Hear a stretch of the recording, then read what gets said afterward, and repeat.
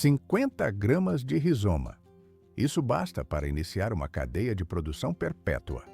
O gengibre supera a categoria de simples tempero medicinal. É um ativo de sobrevivência econômica. Nos mercados, o preço do quilo oscila com violência, dependendo de logísticas de transporte complexas e caras. Cultivar essa espécie em ambiente doméstico anula o custo da cadeia de suprimentos. Você troca a moeda inflacionada por biologia pura. Mas a agricultura de precisão exige técnica. Muitos produtores enfrentam um paradoxo frustrante no momento da colheita. Por que o cultivo falha? A planta engana o observador. Por fora, hastes verdes vigorosas e altas, ultrapassando 1 metro de altura.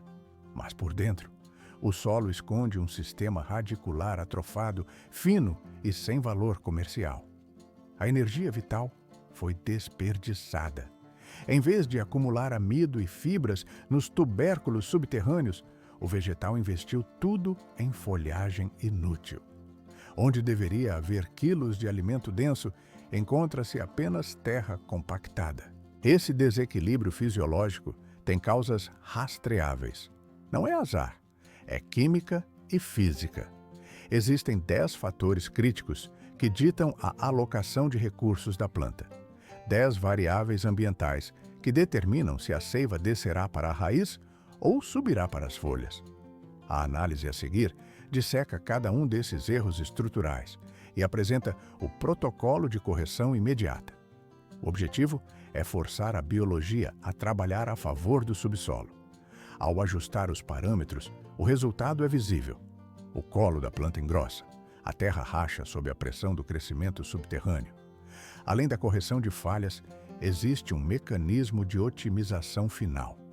Um protocolo técnico adicional capaz de induzir a hipertrofia das raízes e estender a longevidade produtiva do cultivo.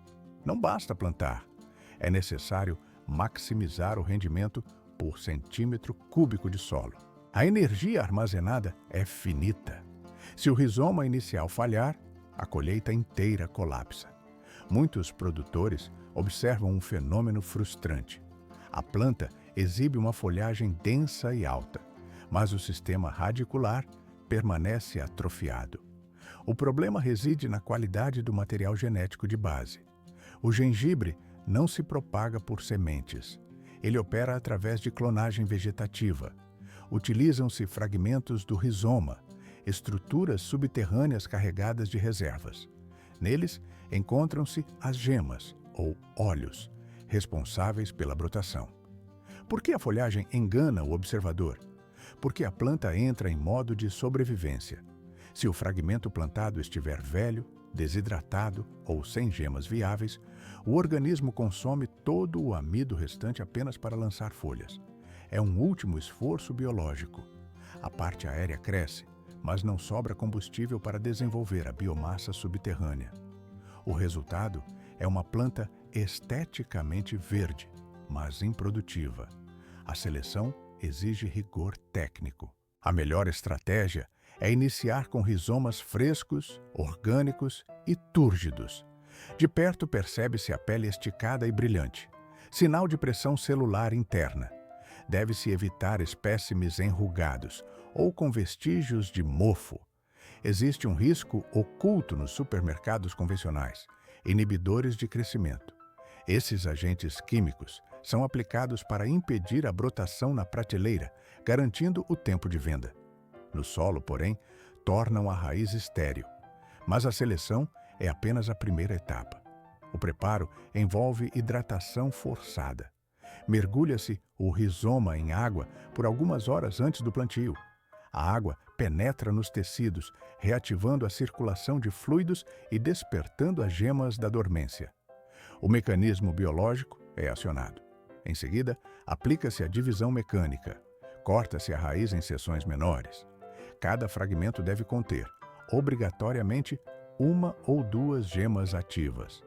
Plantar o rizoma inteiro é ineficiente. Desperdiça-se potencial produtivo. Plantar pedaços sem gemas é inútil. Aqui existe um detalhe crítico de biossegurança. O corte exposto É uma porta de entrada para bactérias e fungos do solo. A técnica correta exige paciência. Deixa-se o material cortado secar por um dia inteiro. Por fora, uma superfície cicatrizada e seca. Mas por dentro, tecidos protegidos e prontos para a expansão. Essa camada protetora, ou calo, impede a podridão assim que o material toca a terra úmida. O material de plantio funciona como o alicerce de uma construção. Raízes saudáveis geram brotos vigorosos.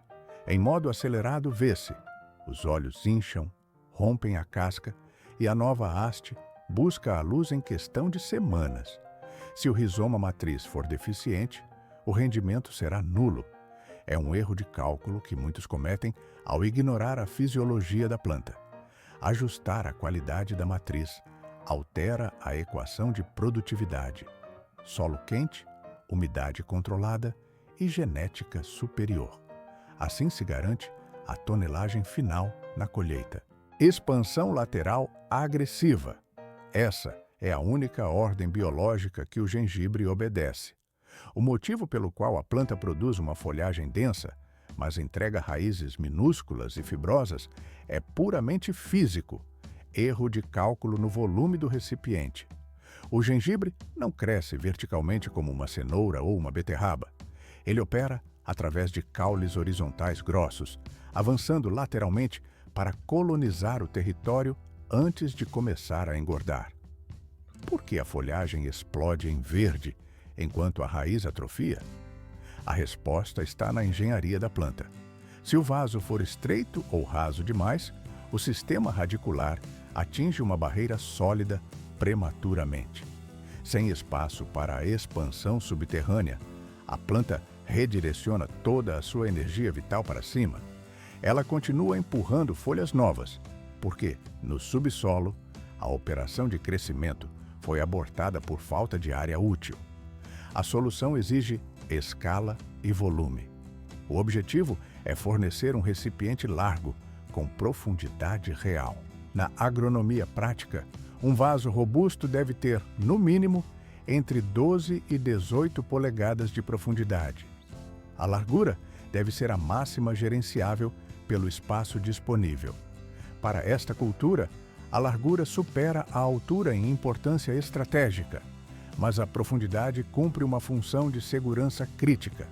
Por fora, apenas um recipiente largo, mas por dentro, um bunker de isolamento térmico. A camada extra de solo protege os rizomas em desenvolvimento contra as oscilações brutais de temperatura externa. O calor excessivo na parede do vaso pode cozinhar os tecidos jovens. A drenagem também não é opcional. O recipiente exige múltiplos furos de saída. Sem isso, a água estagna e o processo de apodrecimento começa em questão de horas. Aqui existe um detalhe logístico frequentemente ignorado: o volume de solo. Um recipiente apertado limita a quantidade total de substrato disponível. Menos terra significa menos nutrientes e, crucialmente, menos oxigênio. Quando o espaço é restrito, o gengibre entra em modo de sobrevivência. Ele desvia recursos para a manutenção das folhas, competindo por cada molécula de ar presa nas raízes sufocadas, em vez de armazenar energia nos tecidos de reserva. Um vaso maior comporta mais solo respirável. Isso resulta em uma expansão subterrânea violenta e colheitas mais pesadas e espessas. A consistência do meio de cultivo deve ser solta. Pense em uma estrutura esponjosa, não em concreto úmido. Uma mistura técnica de substrato de qualidade com adição de perlita ou partículas finas de casca de pinheiro mantém os poros do solo abertos. O oxigênio precisa tocar fisicamente os rizomas. O solo denso e compactado age como uma morsa mecânica ao redor do gengibre em desenvolvimento. O resultado visual dessa compressão são peças finas e fibrosas, em vez de nós robustos e cheios de suco. O posicionamento inicial da planta define o rendimento final. Colocar os pedaços encostados na parede do vaso é um erro tático. Ao atingir a barreira rígida muito cedo, os rizomas se enrolam e começam a competir entre si por espaço, criando um emaranhado improdutivo. É necessário dar a eles uma pista de decolagem interna. O plantio deve ser feito a alguns centímetros da borda, permitindo que a ramificação ocorra de forma natural para os lados, gerando dedos colhíveis. O planejamento de crescimento deve cobrir a temporada inteira. Uma abordagem técnica eficiente é iniciar com o recipiente preenchido apenas pela metade. Conforme a planta cresce e o caule se estica, adicionam-se novas camadas finas de terra. Isso cria espaço fresco acima das peças originais para a formação de novos rizomas, mantendo-os levemente cobertos. Essa técnica impede a exposição solar direta nos tubérculos, o que endureceria a casca e tornaria o produto impróprio para consumo. Além disso, apoia a dispersão horizontal gradual que a espécie prefere. No solo aberto, a física permanece a mesma. Um canteiro largo, com pelo menos 30 centímetros de solo revolvido e aerado, permite o posicionamento das peças, com distanciamento de 6 a 8 polegadas. Canteiros elevados funcionam como aceleradores de crescimento. Eles drenam a água com eficiência superior e aquecem mais rápido ao sol da manhã. O calor no solo estimula a atividade radicular subterrânea, priorizando a raiz em detrimento da folhagem. A escolha do material do recipiente altera a termodinâmica do cultivo. Vasos de tecido permitem a respiração celular através das paredes, reduzindo drasticamente o risco de solo encharcado.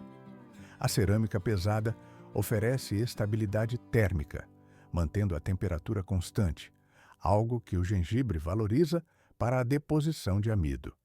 O plástico é funcional, desde que a drenagem seja agressiva para evitar o acúmulo de água. O tamanho é o fator não negociável. Se o cultivo anterior apresentou visual exuberante, mas colheita pobre, a correção mais rápida é o upgrade logístico para um recipiente mais largo e profundo. Isso concede à planta permissão biológica para executar sua função primária: construir massa de raiz espessa e saborosa. Com espaço adequado e solo respirável, a diferença na balança será visível no momento da colheita. 300 dias de paciência. Cortar o ciclo antes disso é destruir o ativo. A terceira razão pela qual muitos cultivos resultam em raízes pequenas ou subdesenvolvidas é puramente logística: a extração prematura. O gengibre opera em uma escala temporal diferente de culturas rápidas.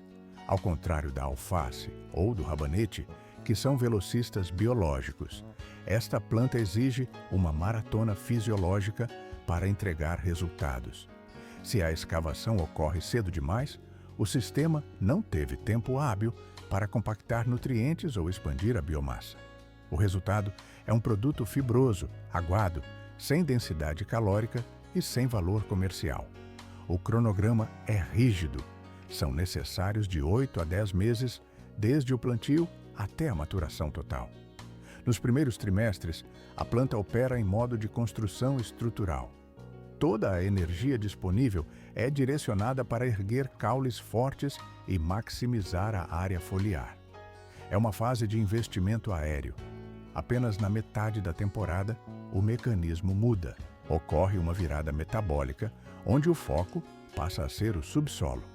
É nesse momento que o rizoma começa a inchar verdadeiramente, acumulando amido e óleos essenciais.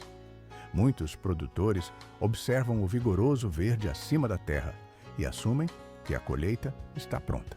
Esse é um erro de leitura. O crescimento visível é apenas a ponta do iceberg. O indicador técnico real é o colapso da folhagem. À medida que a temporada avança para o final, o metabolismo da planta desacelera de forma programada. As folhas perdem a cor verde intensa, amarelam e começam a secar nas pontas. Isso não é doença. Por fora, parece decadência e morte da planta, mas por dentro, ocorre uma transferência massiva de recursos. A planta está drenando a energia restante da parte aérea e bombeando tudo para o sistema radicular. Este é o momento exato da colheita máxima. O rizoma atingiu sua densidade total, carregado de sabor e compostos químicos potentes. Existe uma exceção tática. Se o objetivo for o consumo imediato, pode-se realizar uma extração parcial entre 4 e 5 meses. Obtém-se o que chamamos de gengibre jovem, suave, de casca fina, ideal para processamento fresco. Porém, para raízes robustas e duráveis, a espera é obrigatória. O gengibre maturado desenvolve uma pele espessa e uma estrutura celular estável.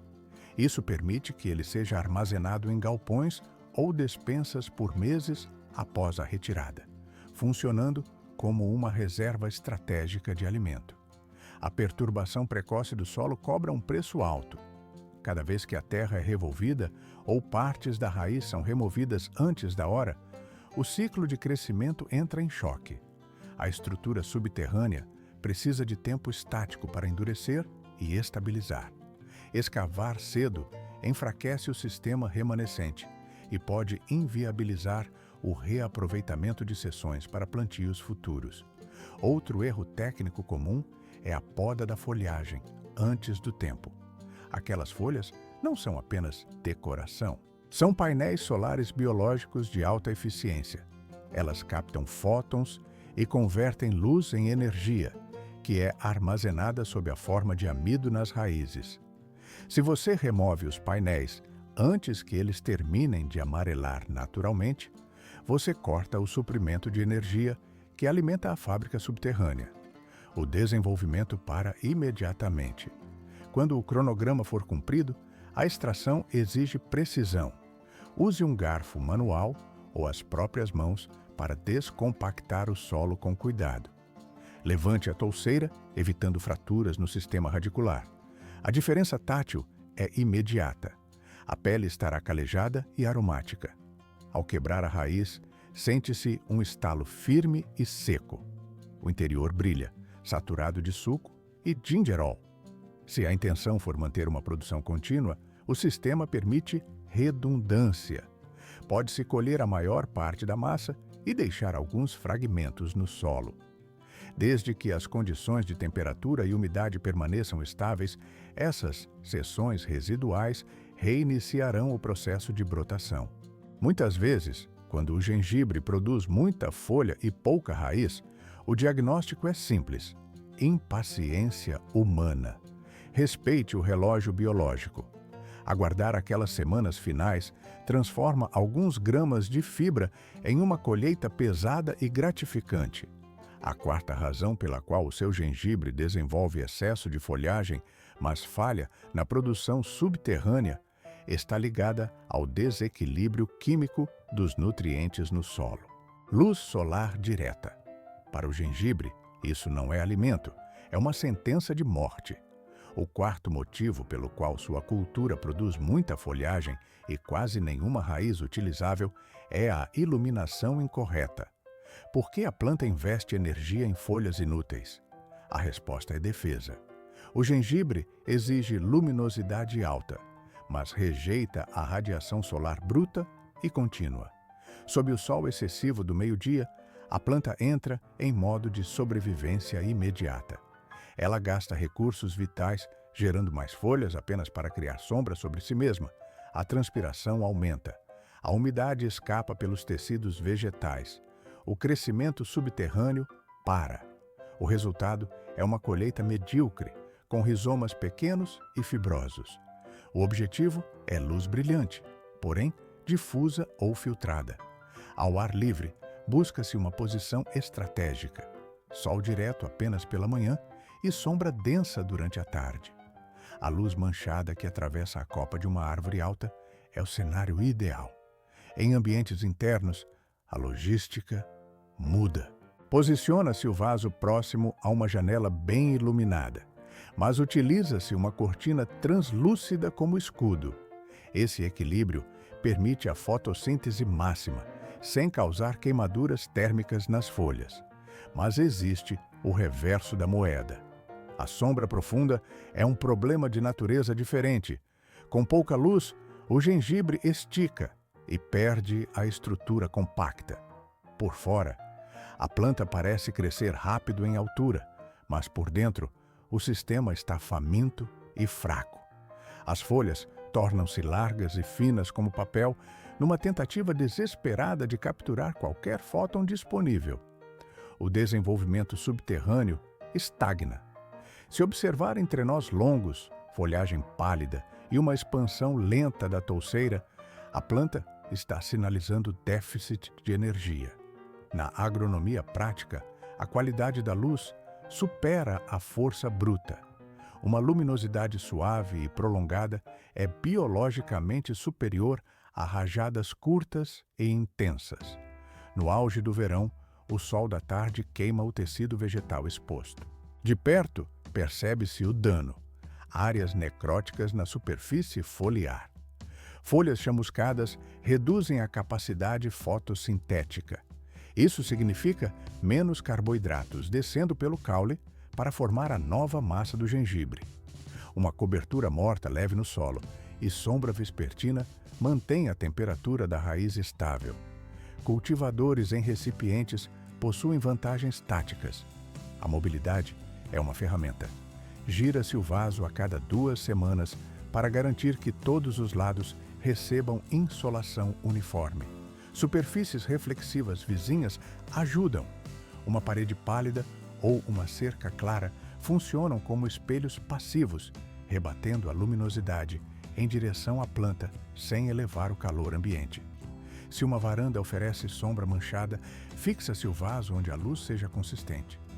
Para o cultivo indoor, em salas escuras, a tecnologia resolve.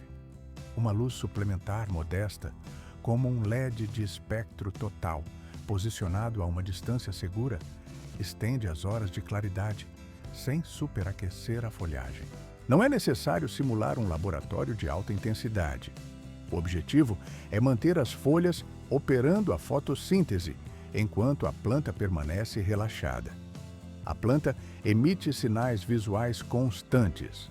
Ao examinar os detalhes, folhas firmes, eretas e de um verde médio indicam um sistema equilibrado. Bordas crispadas, enroladas e com aspecto desbotado sugerem excesso de radiação direta e calor. Folhas verde escuras, excessivamente grandes e hastes longas indicam que a planta está caçando luz. Ajusta-se a posição gradualmente.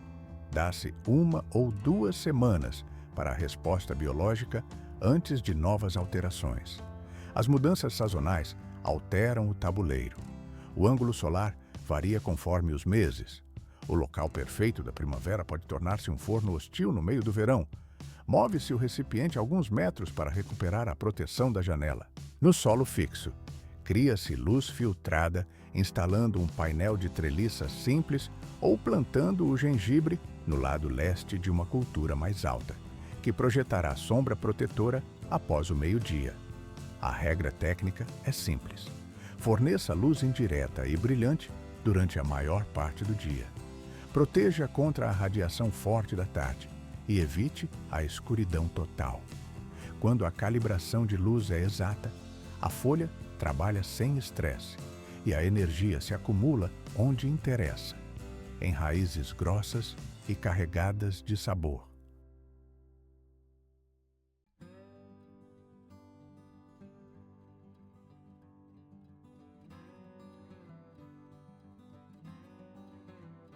O excesso de água não apenas hidrata, ele altera a programação biológica da planta. O quinto fator que impede o desenvolvimento do rizoma é o manejo incorreto da irrigação. O gengibre exige umidade constante, mas não tolera saturação. Quando o solo permanece encharcado, a planta entra em modo de emergência. Ela entende que as raízes estão sob risco de asfixia. A resposta fisiológica é imediata. A energia é desviada da formação do tubérculo para a produção acelerada de folhas. O objetivo da planta é crescer verticalmente para escapar da lama e garantir a sobrevivência. Por que o equilíbrio hídrico é tão difícil de atingir? Porque a falta de água é igualmente destrutiva. Períodos de seca paralisam o metabolismo celular. O crescimento estanca. As pontas das folhas queimam e tornam-se necróticas. Os novos brotos abortam antes mesmo de se desenvolverem. O sistema radicular precisa de estabilidade, não de choques extremos.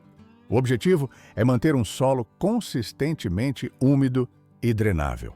A regra de campo é binária. Toque o solo. Se a polegada superior estiver seca ao tato, inicie a rega. Se houver frio ou umidade perceptível, espere e verifique novamente após 24 horas. Esse ritmo permite a reentrada de oxigênio nos microporos da terra. Sem oxigênio na zona radicular, não há formação de biomassa densa. O sabor picante e a textura firme dependem dessa respiração subterrânea. Por fora, um vaso aparentemente estático, mas por dentro, uma batalha constante entre hidratação e oxigenação. A drenagem é inegociável. O recipiente deve funcionar como um filtro passivo, não como um tanque de retenção. Múltiplos orifícios na base são obrigatórios. Nunca deixe o vaso repousar em pratos cheios de líquido estagnado. Se utilizar pratos, esvazie-os imediatamente após a drenagem. Pés de elevação ou espaçadores plásticos garantem que a água excedente escape pela gravidade e mantenha as saídas de ar desobstruídas. No plantio direto no solo, escolha locais onde a água da chuva não forma poças. A textura do solo dita o comportamento hidráulico. Uma mistura leve, contendo substrato de qualidade, perlita ou fragmentos finos de casca de pinos, permite o fluxo. A água passa, umedece as partículas e vai embora. Já misturas pesadas, ricas em argila ou partículas finas, compactam. Elas seguram a água com força excessiva e sufocam os caules subterrâneos. Se o solo compacta, corrija a estrutura antes do plantio. Adicionar aeração depois que o vaso está cheio é ineficiente. É engenharia de solo básica. Aqui existe um detalhe crucial na técnica de aplicação. Irrigue profundamente e com menor frequência. A água deve atravessar todo o perfil do solo, saturando a coluna inteira. Isso força as raízes a crescerem para baixo em busca de recursos. Regas rasas e diárias mantêm apenas a superfície molhada. O fundo do vaso seca. O ar fica viciado. O resultado é um sistema radicular superficial, fraco e propenso ao ataque de fungos e podridão. A cobertura morta atua como um regulador térmico e hídrico. Uma camada fina de folhas trituradas ou lascas de madeira reduz a evaporação e estabiliza a temperatura da superfície, mas mantenha o material afastado do caule principal. O contato úmido constante convida bactérias e fungos a atacarem a base da planta. Observe os sinais visuais. Folhas finas que se recuperam rápido após a rega indicam sede excessiva. O ciclo de seca foi longo demais. Já o amarelecimento que sobe da base, acompanhado de caules moles e cheiro de mofo, é o alerta vermelho de encharcamento. Nesse cenário, o ar precisa circular urgentemente. Revolva a superfície com cuidado. Deixe o substrato secar por um período prolongado antes da próxima intervenção. O ambiente dita o consumo. Em dias claros e quentes, a transpiração aumenta. A demanda hídrica dispara. Em climas frios ou com pouca luz, o metabolismo desacelera e o consumo cai. Em ambientes internos, o ar-condicionado e o aquecimento alteram a umidade relativa do ar. Não siga um calendário cego. A análise deve ser feita no solo. A rega matinal é estratégica. A planta inicia o dia hidratada para processar a luz solar. A folhagem seca antes do anoitecer, prevenindo a proliferação de patógenos noturnos. Vasos autoirrigáveis funcionam apenas se o substrato for extremamente leve. Permita que o reservatório esvazie ocasionalmente para que a zona de absorção respire. Em climas muito úmidos, prefira a drenagem livre convencional. O segredo é o equilíbrio hidrostático. Mantenha o solo úmido, o oxigênio circulando e a drenagem desimpedida. Assim, a planta para de investir em folhas de sobrevivência e canaliza toda a energia para a construção de rizomas pesados e comercialmente viáveis.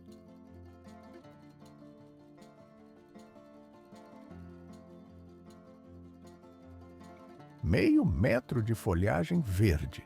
Isso não garante nada no subsolo. A sexta razão pela qual o gengibre produz apenas folhas e nenhum tubérculo reside na qualidade física e química do solo. Por que a planta decide investir em biomassa inútil, em vez de rizomas valiosos? A resposta está na engenharia do substrato. O gengibre exige um meio solto e aerado para formar tecido de armazenamento. Solos pesados ou argilosos funcionam como uma prensa hidráulica contra a planta. Eles comprimem os caules subterrâneos, impedindo fisicamente a expansão. O mecanismo de defesa é ativado imediatamente. Quando a oxigenação na zona radicular cai, devido à compactação, o vegetal para de investir no rizoma. O foco muda para a sobrevivência das folhas. Para evitar isso, a base deve ser estruturalmente leve. Na agronomia prática, utiliza-se uma mistura de envasamento de alta drenagem. A chave é a porosidade. Incorporam-se materiais que mantêm bolsas de ar abertas permanentemente, como perlita expandida ou fragmentos finos de casca de pinos. Isso não é apenas enchimento, é arquitetura de solo. Esses agregados garantem que o oxigênio circule ao redor das raízes em desenvolvimento, sinalizando para a planta que é seguro expandir o tubérculo. Aqui existe um detalhe químico crucial. O pH dita as regras do jogo. O gengibre opera com eficiência máxima em condições levemente ácidas a neutras, entre 6,0 e 7,0. Dentro dessa faixa, os nutrientes estão solúveis e prontos para absorção. Elementos como fósforo e potássio, essenciais para o vigor da raiz, fluem livremente. Se o pH desvia para extremos muito baixos ou muito altos, ocorre um bloqueio químico. Por fora, a planta mantém a cor verde por algum tempo, mas por dentro, ela se recusa a acumular massa no subsolo, pois não consegue acessar o combustível necessário. O nitrogênio representa o maior risco de desequilíbrio. O excesso desse elemento gera um crescimento vegetativo explosivo. O resultado são folhas magníficas e caules longos, porém estruturalmente fracos, que colapsam ao primeiro sinal de calor intenso. Mas o objetivo não é estética, é produção de rizoma. Busca-se um crescimento constante com folhagem moderada. Para isso, seleciona-se um fertilizante balanceado ou com redução de nitrogênio e carga elevada de potássio e fósforo, como a fórmula 5-10-10. A aplicação deve ser cirúrgica. Uma alimentação leve e mensal durante a fase de crescimento ativo é suficiente. Opções orgânicas oferecem estabilidade. Composto maturado adiciona uma linha de base nutricional suave e melhora a estrutura física do meio. Evita-se estritamente o esterco fresco em grandes quantidades. Isso provoca picos de salinidade e nitrogênio, levando ao crescimento excessivo de folhas e à queima de tecidos tenros. Uma pequena quantidade de casca compostada ou manta de folhas ajuda a água a permear a mistura, mantendo a umidade homogênea sem encharcamento. Micronutrientes atuam como reguladores silenciosos. Magnésio, ferro e manganês sustentam a fotossíntese sem forçar o crescimento vertical. Ao examinar os detalhes, a folha revela o diagnóstico. Nervuras verdes em tecido pálido indicam deficiência de ferro. Se as folhas mais velhas amarelam entre as veias, o magnésio é o provável culpado. Uma nutrição completa e suave corrige essas falhas melhor do que doses massivas e esporádicas. Recipientes exigem manutenção hidráulica. Com o tempo, os fertilizantes deixam resíduos salinos acumulados perto da superfície, especialmente em climas quentes. Se observado de perto, nota-se uma crosta branca no solo ou na borda do vaso. Isso é tóxico para as raízes. Realiza-se uma rega profunda, permitindo que o líquido extra escorra totalmente pela drenagem. Esse fluxo limpa a zona radicular, reseta o ambiente químico e previne a necrose das pontas das folhas. A planta emite sinais claros. Folhas muito escuras e macias que crescem rápido demais indicam superdosagem de nitrogênio. Folhas pequenas, expansão lenta da touceira e cor opaca sinalizam fome ou pH desajustado. Corrige-se uma variável de cada vez. A resposta biológica leva de 1 a 2 semanas para aparecer. Solo e nutrientes funcionam como o mecanismo de direção do cultivo. Com uma mistura respirável e nutrição balanceada, a energia é forçada para baixo, garantindo uma colheita densa e pesada, 21 a 29 graus Celsius. Essa é a janela térmica obrigatória. O 7º motivo pelo qual o gengibre produz uma folhagem densa, mas falha na entrega de raízes utilizáveis, é puramente climático. Por que a planta investe energia nas folhas e ignora o tubérculo? A resposta está na física da sobrevivência. O gengibre é, em sua arquitetura genética, uma cultura tropical. O sistema exige estabilidade térmica e saturação de umidade por meses a fio. Quando a temperatura cai ou o ar se torna árido, a planta aciona um protocolo de defesa.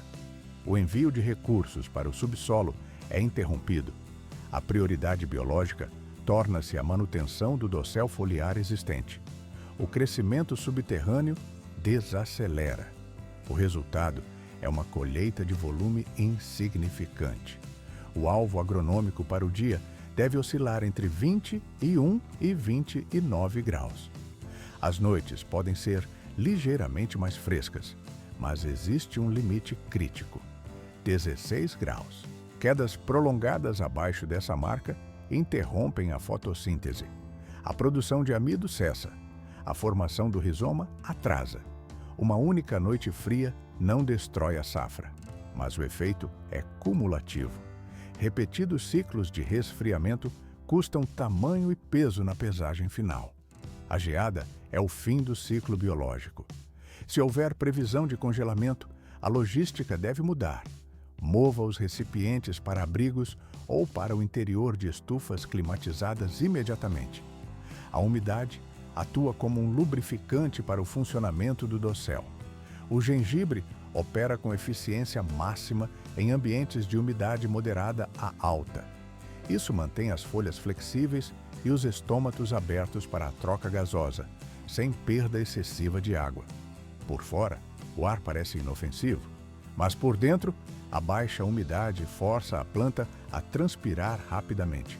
Para compensar, ela bebe mais água do solo. A energia muda da produção para a sobrevivência imediata. Esse estresse metabólico aparece meses depois, na forma de rizomas finos e fibrosos. Em ambientes internos, a engenharia do microclima é necessária.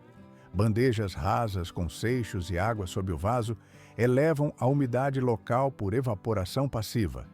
O recipiente deve ficar sobre as pedras, nunca submerso. O agrupamento estratégico de plantas também cria uma bolsa de ar úmido compartilhada. Mas existe um detalhe técnico. Calor sem movimento de ar é um convite para patógenos. Cantos estagnados e úmidos favorecem o ataque fúngico nos caules e na superfície do solo. A circulação de ar é vital para manter a superfície da folha seca após a rega. Em campo aberto, uma brisa leve resolve. Em recintos fechados, um ventilador em baixa rotação simula o vento, mantendo o ar fresco sem resfriar o tecido vegetal. A temperatura do solo é um parâmetro frequentemente ignorado. O rizoma responde ao calor direto na zona da raiz. Aqui entra a termodinâmica dos recipientes.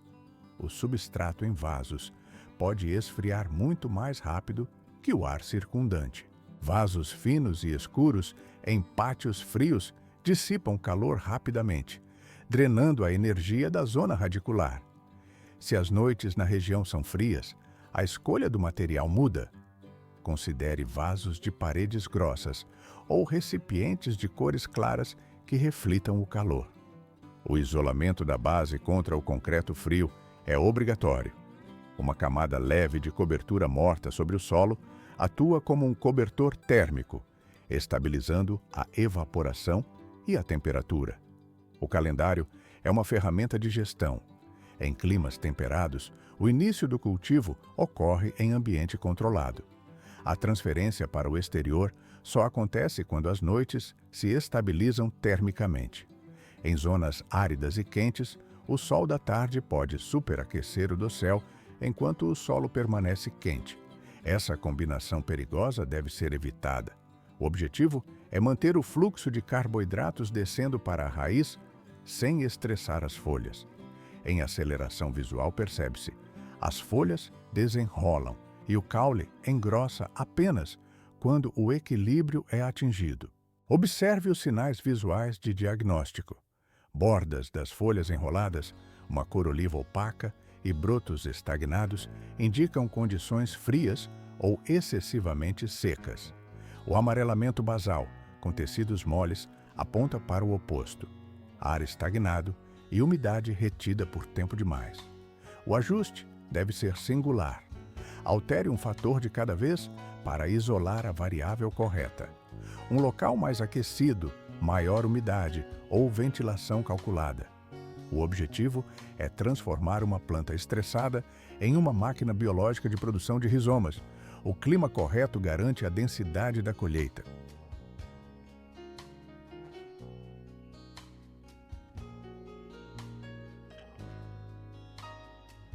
Uma bateria biológica subterrânea. O objetivo da planta é converter a atmosfera em massa sólida de reserva. Dias quentes, noites amenas e umidade controlada não são apenas conforto climático. São requisitos técnicos para que o gengibre acumule energia abaixo da superfície. Quando esses parâmetros ambientais estabilizam, o rizoma engorda. Por que muito verde pode ser um sinal de fracasso na colheita? O oitavo fator crítico é o excesso de copa. Uma densidade foliar muito alta funciona como uma armadilha de umidade e cria sombreamento interno. A planta entra em um ciclo de desperdício, gasta energia valiosa apenas para manter as folhas vivas, em vez de enviar amido para a raiz. É um erro de alocação de recursos. O corte seletivo resolve essa falha logística, mas exige precisão. Não se trata de estética, mas de engenharia biológica. As folhas são os painéis solares do sistema. O objetivo é o ajuste fino, não a renovação total. Removem-se apenas as folhas velhas da periferia, aquelas amareladas, rasgadas ou danificadas pelo atrito mecânico. A regra de ouro é matemática. Nunca retirar mais de 20 ou 30% da folhagem total em uma única operação. Isso mantém a fotossíntese ativa enquanto libera canais para a luz e o ar. Em modo acelerado, vê-se a diferença. A luz solar penetra até a base da touceira e a umidade excessiva evapora. Com a copa limpa, as folhas remanescentes operam com eficiência máxima. O resultado é o transporte direto de nutrientes para o armazenamento subterrâneo. O tempo é um fator de sobrevivência. Aguarde até que a planta esteja estabelecida e em crescimento ativo. Geralmente, isso ocorre alguns meses após o plantio.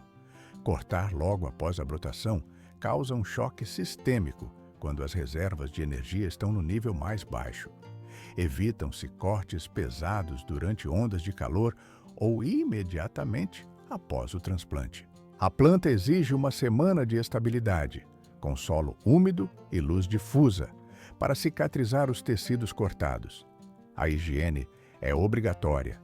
Lâminas sujas introduzem patógenos diretamente no sistema vascular da planta. Usa-se álcool para esterilizar tesouras afiadas antes do início e entre cada planta. O corte deve ser cirúrgico, rente ao caule, sem esmagar os tecidos adjacentes. Folhas que tocam o solo constantemente devem ser eliminadas. Elas retêm umidade contra a coroa e funcionam como pontes para fungos e podridão. O centro da planta precisa de fluxo de ar livre.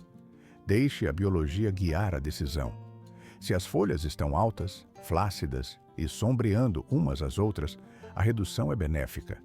Se estão eretas, espaçadas e com um verde saudável, a intervenção é desnecessária. Lembre-se de que cada folha preservada é uma fábrica química, enviando carboidratos para baixo. Busca-se o equilíbrio, não o desmatamento.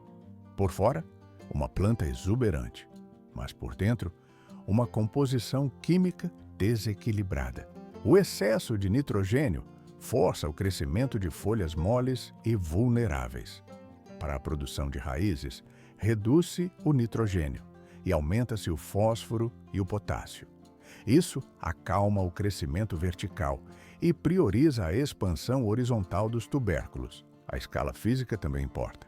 Em vasos, o excesso de brotos imita uma competição selvagem por espaço. Se a poda se torna necessária toda semana apenas para evitar o sufocamento, o problema é o recipiente. Dividir a touceira ou mover partes para um segundo vaso é a solução correta para a gestão de espaço. Monitore os sinais de estresse pós-operatório. As folhas devem se erguer livremente em poucos dias. Murcha, queimadura solar ou estagnação do crescimento indicam que a remoção foi excessiva ou que as condições mudaram rápido demais. Nesse caso, aplica-se sombreamento temporário e mantém-se a rega constante. A poda seletiva é uma ferramenta opcional, mas poderosa quando a copa se torna caótica. Mantenha o sistema limpo e aerado. Quando o topo está balanceado, a planta cessa o gasto energético em manutenção inútil. O foco retorna para o que interessa economicamente: um rizoma grosso, fibroso e denso. O nono motivo envolve a própria genética do gengibre e suas variações regionais. Um rizoma grosso e aromático. Esse é o único resultado que importa na colheita. Porque a planta às vezes permanece verde, mas produz raízes medíocres? A resposta está na economia de energia. O nono motivo para uma colheita fracassada é puramente biológico: estresse causado por pragas ou patógenos. Até uma pressão leve drena os recursos do sistema. A planta entra em modo de sobrevivência. Em vez de acumular amido no subsolo para o seu consumo futuro, ela gasta glicose valiosa reparando tecidos danificados na superfície. O segredo não é força bruta, é detecção precoce e controle cirúrgico para manter a área foliar funcional e a zona da raiz desimpedida. A inspeção deve ser metódica e frequente. De perto, nota-se o movimento nas nervuras inferiores. Pulgões se aglomeram nos brotos macios, sugando a seiva e deixando para trás uma melada pegajosa que atrai fungos. Ácaros tecem teias quase invisíveis em ambientes secos, criando manchas na folhagem. Cochonilhas assemelham-se a pequenos pedaços de algodão branco incrustados na base da folha, escondidas da vista rápida. Já os tripes raspam a epiderme verde, deixando estrias prateadas onde as células morreram. Todos esses invasores sabotam a fotossíntese. A usina de energia da planta começa a falhar. Com menos energia captada, o crescimento do rizoma estagna. Problemas bacterianos e fúngicos deixam assinaturas sensoriais diferentes. O cheiro de mofo sobe do vaso. O caule na base fica macio ao toque. desmanchando-se sob pressão mecânica. Isso aponta para apodrecimento. O oídio cobre a folhagem como uma poeira branca, sufocando a respiração da planta em locais onde o ar não circula. Manchas foliares surgem como círculos marrons necróticos que se expandem lentamente. Por fora, uma folha levemente manchada, mas por dentro, a planta desvia toda a energia disponível para isolar a infecção, interrompendo o armazenamento de nutrientes. A prevenção é uma questão de logística. A regra é clara: molhe o solo, nunca a folhagem. A água parada nas folhas é um catalisador para bactérias. A circulação de ar deve ser constante. Nos recipientes, o espaçamento precisa ser generoso. Se as folhas se tocam demais, cria-se um microclima estagnado e úmido. Uma cobertura morta leve ajuda a regular a umidade do solo, impedindo que a terra molhada toque diretamente nos caules sensíveis. Se a praga aparecer, a resposta deve ser imediata. Um jato forte de água remove pulgões fisicamente, derrubando-os da planta. Para cochonilhas, um cotonete com álcool resolve o problema localmente, dissolvendo a proteção serosa do inseto sem encharcar o tecido vegetal. Para infestações maiores, óleo de NEM ou sabão inseticida aplicados ao anoitecer reduzem a população invasora sem deixar resíduos tóxicos permanentes. O processo deve ser repetido a cada 5 ou 7 dias. Isso quebra o ciclo reprodutivo, eliminando os recém-nascidos antes que coloquem novos ovos. Testes em áreas pequenas são obrigatórios para evitar queimar a planta sob o sol forte, com reações químicas imprevistas. Fungos exigem uma alteração ambiental rigorosa. Aumente a ventilação imediatamente. Deixe o solo secar por um período maior, entre as regas. Folhas muito atacadas devem ser removidas da equação. Canela em pó, aplicada em feridas no caule, atua como um cauterizante natural, bloqueando a entrada de patógenos em ambientes domésticos. Se o oídio persistir, uma solução leve de bicarbonato altera o pH da superfície da folha, tornando o ambiente quimicamente hostil para o fungo. Mas, às vezes, o declínio continua. É hora de verificar a fundação. Remova a planta do vaso com cuidado. Um rizoma de gengibre saudável é firme e aromático. Seções escuras e moles indicam necrose. Corte o tecido podre com uma lâmina esterilizada até encontrar a parte saudável. Sele o corte com um pouco de enxofre ou canela e replante em um substrato novo e altamente aerado. Melhore a drenagem e ajuste o ritmo da irrigação daqui para frente. A quarentena de novas plantas evita a importação de problemas da vizinhança. Mantenha as novas aquisições isoladas por 2 semanas. O objetivo é criar um ambiente industrial estável. Folhas saudáveis funcionam como painéis solares eficientes, sem necessidade de reparos constantes. Proteja a captação de energia e a planta canalizará todo o excedente para baixo. Assim, a produção de gengibre maciço e fibroso fica garantida.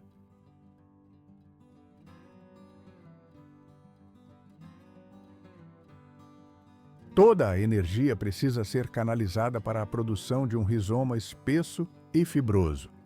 O 10º motivo pelo qual o gengibre produz folhagem excessiva, mas pouca raiz utilizável, é a falha humana, falta de paciência e quebra de consistência. O gengibre não é uma cultura de velocidade, é uma cultura de acúmulo. A planta constrói impulso lentamente e só ganha massa real no final do ciclo. Se as condições ambientais mudam com frequência, ou se o vaso é perturbado, o mecanismo biológico trava. A planta entra em modo de sobrevivência.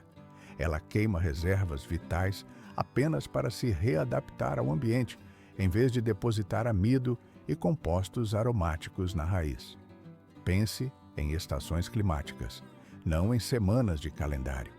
Do plantio até a extração de uma colheita madura, o processo exige de 8 a 10 meses. o cronograma é rígido.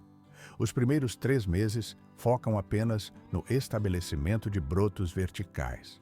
Do 4º ao 6º mês, ocorre uma expansão subterrânea silenciosa. Mas é apenas entre o 7º e o 10º mês que o espessamento real acontece. Se o produtor escava para checar o progresso, o ritmo é interrompido. Cada puxão rompe micro-raízes capilares essenciais para a absorção de nutrientes. O desenvolvimento desacelera. Estabeleça um protocolo simples e mantenha a disciplina. A rega deve ocorrer apenas quando a polegada superior do solo estiver seca ao tato. A fertilização é leve, mensal, durante o crescimento ativo. O foco deve ser o equilíbrio, evitando excesso de nitrogênio que estimula apenas folhas. A iluminação deve ser intensa, mas difusa, nunca agressiva. A umidade precisa ser constante. Pequenos hábitos estáveis superam grandes intervenções esporádicas. O excesso de gerenciamento é prejudicial. Mover o vaso constantemente, alternar fórmulas químicas ou deixar o solo oscilar entre o encharcamento e a seca absoluta força o vegetal a gastar glicose para se equilibrar. O gengibre exige um ambiente estático. Se uma mudança for necessária, aplique apenas uma variável por vez. Dê à planta 1 ou 2 semanas para resposta fisiológica, antes de nova alteração. Resista ao impulso de trocar de vaso no meio da temporada. O transplante reinicia o ciclo da zona da raiz e custa tempo precioso de produção. Se o nível do solo baixar, faça apenas uma cobertura superficial com substrato aerado e retome o protocolo padrão. Deixe as grandes divisões de touceiras para o final da estação, quando o metabolismo da planta desacelera naturalmente. É preciso entender a biologia do sucesso inicial. Por fora, uma copa densa de folhas. Mas por dentro, isso não é falha, é combustível.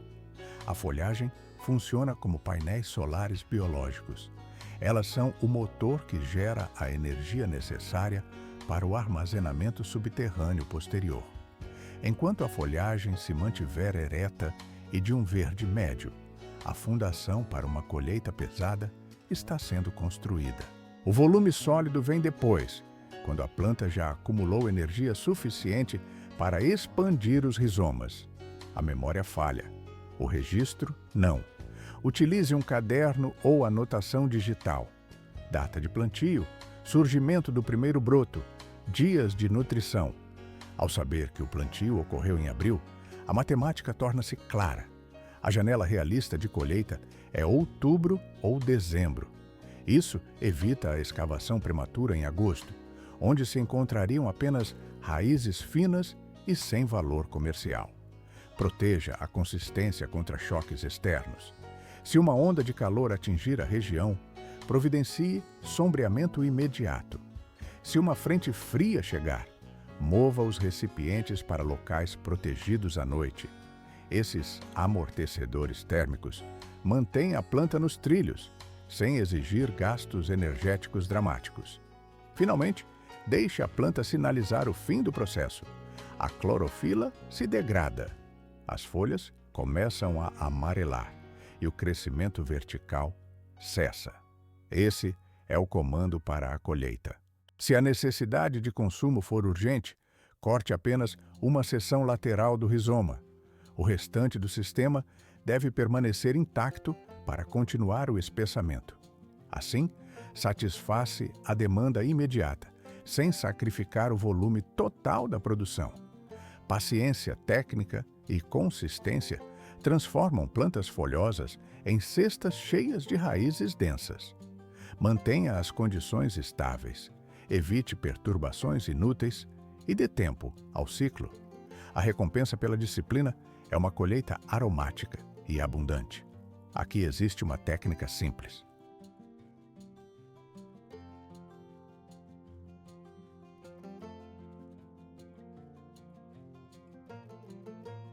(30% de volume adicional na colheita.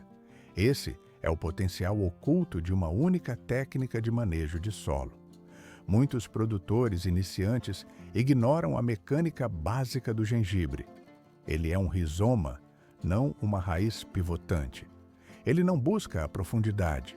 Ele busca a conquista territorial horizontal. Para maximizar a produção, aplica-se a técnica de amontoa periódica. O processo consiste em depositar estrategicamente camadas finas de substrato solto na base da planta durante o ciclo de crescimento. Ao adicionar entre 2 e 5 centímetros de mistura aerada, você cria um novo espaço imobiliário. O rizoma percebe esse espaço e inicia a colonização imediata. Por que essa intervenção funciona? Na natureza, a serrapilheira e a matéria orgânica caem continuamente sobre o solo. A planta evoluiu para aproveitar essa deposição. Ela lança novos brotos exatamente onde o material fresco se acomoda.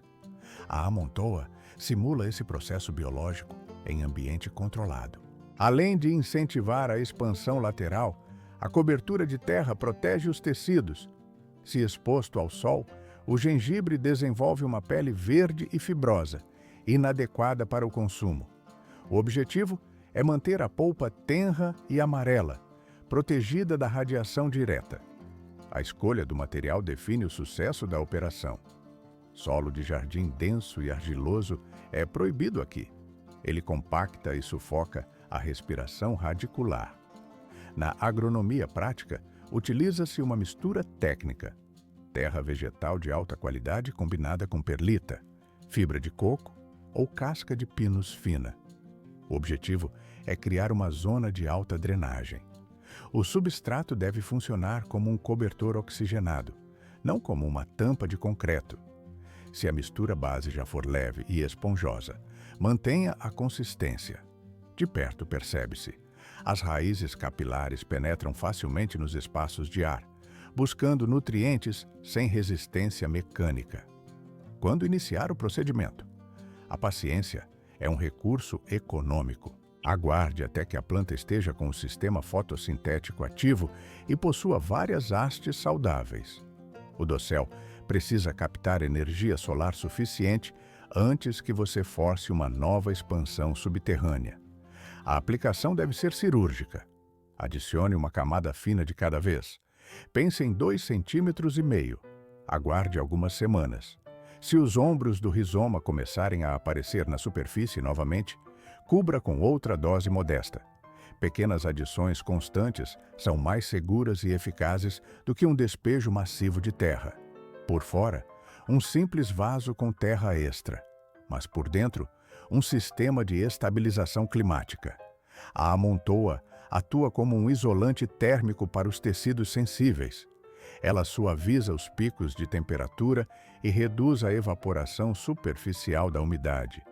Além disso, suprime ervas daninhas que tentam competir por recursos na coroa da planta.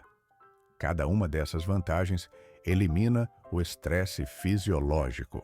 Em vez de gastar energia recuperando-se do calor ou da seca, o gengibre investe tudo no armazenamento de amido. O resultado é um crescimento constante e linear. Precauções operacionais são necessárias. Jamais enterre os caules folhosos. Isso convida patógenos e podridão.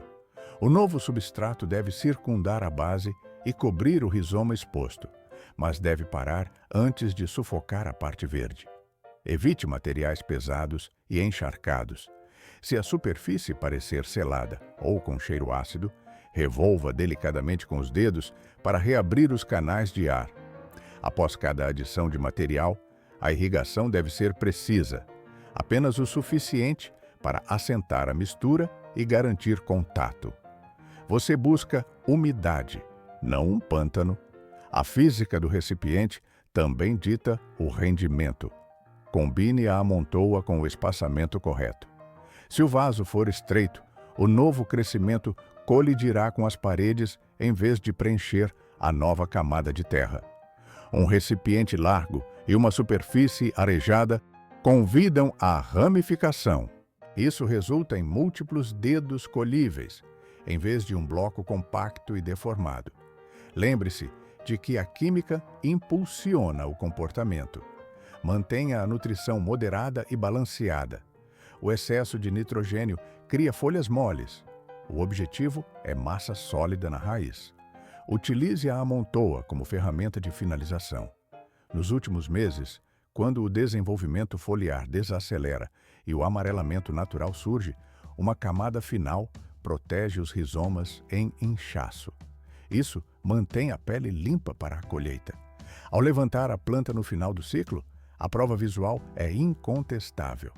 Os segmentos mais grossos e frescos encontram-se no material mais novo e solto, no topo da zona radicular. Um hábito simples entrega 2 benefícios logísticos. Primeiro, espaço físico para expansão de volume. Segundo, proteção biológica para manter o vigor e a qualidade comercial. Adicione pouco, observe a resposta fisiológica, repita a operação. É um método seco, direto e eficaz para converter folhagem saudável em quilos de alimento denso e saboroso. Agradeço a atenção até o final deste relatório. Se a informação trouxe valor técnico, marque sua aprovação e inscreva-se para mais dados de cultivo. Analise nossos outros arquivos sobre produção vegetal.